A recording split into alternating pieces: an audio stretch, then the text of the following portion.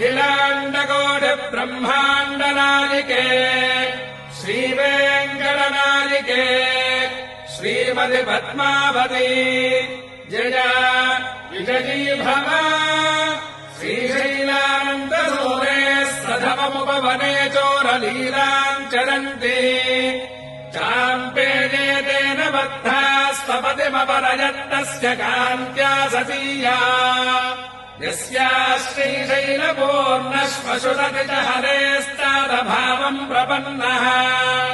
श्रेयम् श्रीवेङ्कटाद्रिप्रभुवरमहिषी भातु पद्मावती श्रीः खर्वे भवदति गर्वे कृतगुरुमेर्वे शगिरिमुखोर्वे धरगुरदर्वे कररहितोर्वे धनजिखरोर्वे फणिपति गुर्वेश्वरकृतनामानुजमुनिनामाङ्कितबहुभौमाश्च